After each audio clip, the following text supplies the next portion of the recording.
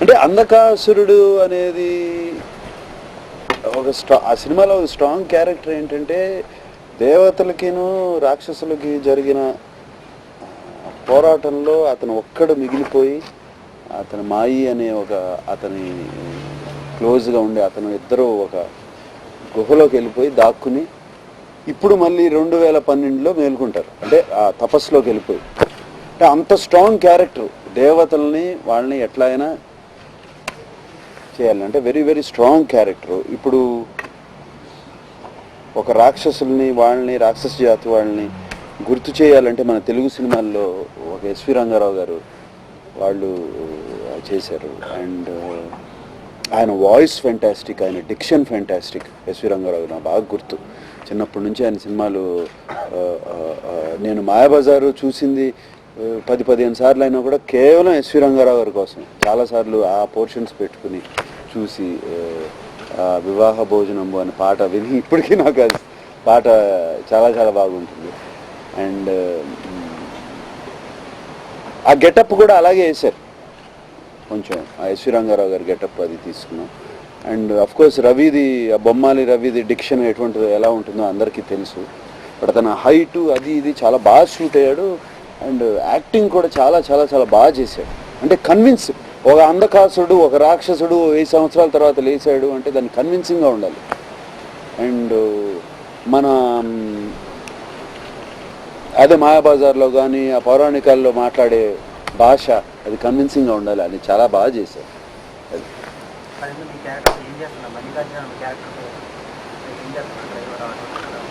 Auto driver అటువంటి ఏం లేదు, సినిమా చూడండి. ఇంత చెప్తున్నాను సినిమా ఆల్మోస్ట్. బడ్జెట్ ఇలాంటి ఒక సోషల్ ఫ్యాంటసీ ప్లస్ మీలాంటి స్టార్ నటుగా చేసేటప్పుడు శ్రీనివాస్ రెడ్డి ఎలా వాడుతున్నారు?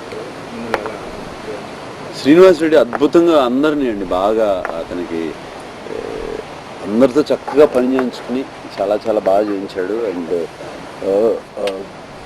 ఈ సినిమాతో చాలా చాలా గొప్ప పేరు వస్తుంది. అంటే ఇటువంటి సినిమా కథ చెప్పడం చాలా కష్టం అండ్ చెప్పి కన్విన్స్ చేయడం చాలా కష్టం. అన్నీ ఇప్పుడు గ్రాఫిక్స్ వాళ్ళు గ్రాఫిక్స్ చేశారంటే ఇది కావాలి అని చెప్పాలి కదా, ఈయన దిగించుకుని అంధకాసురుడు ఇలా ఉండాలని ఆయన డిసైడ్ అవ్వాలి. అటువంటివన్నీ ఆయన చేసుకుని చేశారు. చాలా చాలా fantastic, very very happy with it, very very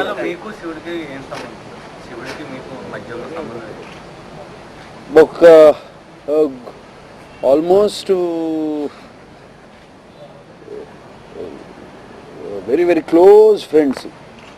శివుడు అని తెలీదు ఆయన, but very close friend.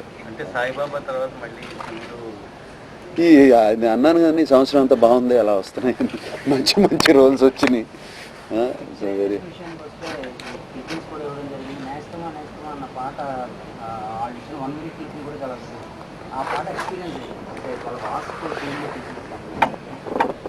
Vast మా స్విట్జర్లాండ్లో చేసాం, ఫస్ట్ షెడ్యూల్లో చేసిన పాట అది. అండ్ అది ఆ పాటకి అంతా చోటకై నాయుడికే ఇవ్వాలి. అతనే లొకేషన్స్ 1 డే బిఫోర్ వెళ్ళి సెలెక్ట్ చేసుకుని కరెక్ట్గా 1 డే బిఫోర్ వెళ్ళిపోయి సెలెక్ట్ చేసుకుని తీశాడు. అందరూ స్విట్జర్లాండ్ వెళ్తూ ఉంటాం, నేను ఎన్నోసార్లు వెళ్ళాను. బట్ స్విట్జర్లాండ్ ఇంత అద్భుతంగా చూపించింది ఈ సినిమాలోనే. Beautiful song, beautiful. దేవి చాలా మంచి మ్యూజిక్. దేవి ఎప్పుడు నాకు మంచి సాంగ్స్ ఇస్తాడు నేను చేసిన 4 సినిమాలో.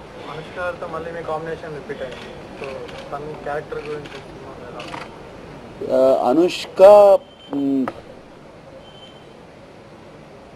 చాలా ఒక different character, very key character సినిమాకి.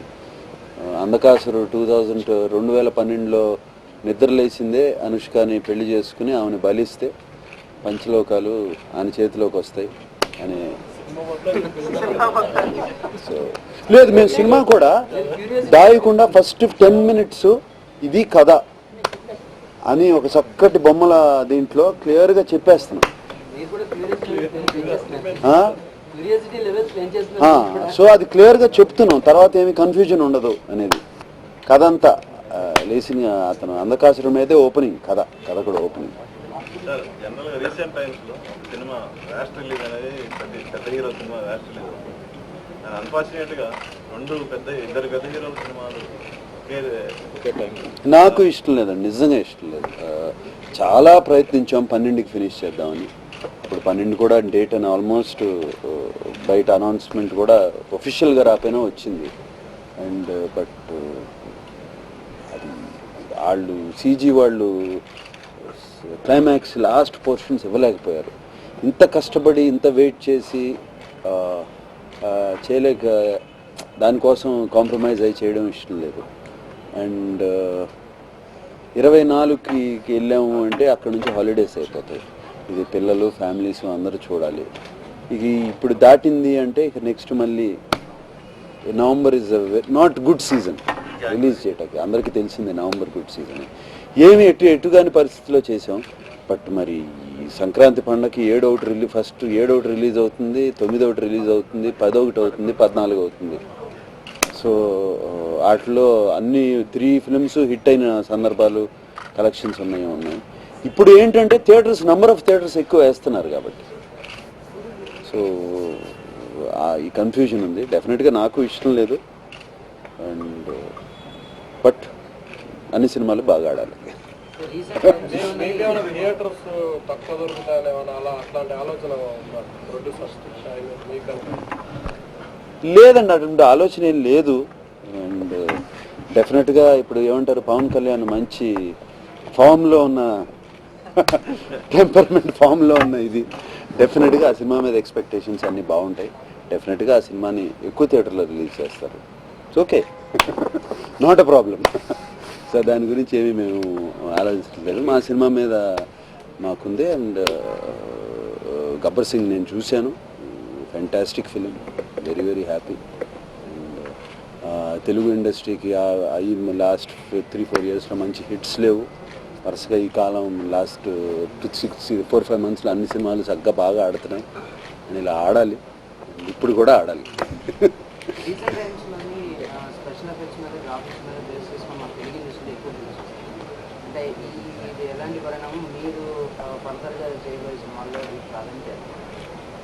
అంటే స్పెషల్ ఎఫెక్ట్స్ గ్రాఫిక్స్ మీద ఏ సినిమా ఈగే టోటల్ ఏగే కదా హీరో దాంట్లో. ఇప్పుడు మనం తెలుగులో కూడా గ్రాఫిక్స్ అప్ టు స్టాండర్డ్ చేస్తున్నాం అనేది ట్రైలర్స్లో అది గ్రాఫిక్స్ మరే లాంగ్వేజ్లో లేదు, తెలుగులోనే మంచిగా గ్రాఫిక్స్ తెలుగులో బాగా అంటే ఒక విధంగా ఇదేమో మంచిదేమోనండి. ఇప్పుడు డమర్కం లాంటి సినిమా టీవీలో చూస్తే చాలా వేస్ట్ అని ఏం అనిపించదు. రెగ్యులర్ ఏదో అది ఆ పెద్ద స్క్రీన్ మీద చూస్తేనే బాగుంటుంది. అండ్ ఇది హాలీవుడ్లో కూడా ఇది ఎప్పుడైతే ఎక్కువ టీవీను పైరసీ స్టార్ట్ అయిపోయిందని అనుకున్నగానే వాళ్ళు ఆడియన్స్ థియేటర్స్కి రావట్లేదు అని అనుకున్నగానే వాళ్ళు ఇటువంటి హ్యూజ్ ఫిల్మ్స్ స్టార్ట్ చేశారు. టైటానిక్ అని పెద్ద పెద్ద ఫిల్మ్స్ మొదలయ్యాయి. దాని తర్వాత మళ్ళీ అందరూ థియేటర్స్కి వస్తే మొదలుపెట్టారు. థియేటర్స్ ఎక్స్పీరియన్సు ఇటువంటి ఫిల్మ్స్ కోసం థియేటర్స్ రెనోవేట్ అవుతాయి, బెటర్గా మంచి ప్రొజెక్షన్ అవుతుంది, మంచి సౌండ్స్ వస్తాయి, ఇన్ని ఆటోమేటిక్గా వచ్చి మంచి ఎక్స్పీరియన్స్ అవుతుంది. ఇటువంటి సినిమాలు వస్తే డెఫినెట్గా ఆడియన్స్ మళ్ళీ థియేటర్స్కి రావటం మొదలు పెడతారు. Actually it's a good trend ఫ్యూచర్కి. అప్పుడు రెగ్యులర్ ఫిల్మ్స్కి కూడా వస్తే మొదలు పెడతారు. ఒకసారి అలవాటు చేయటం.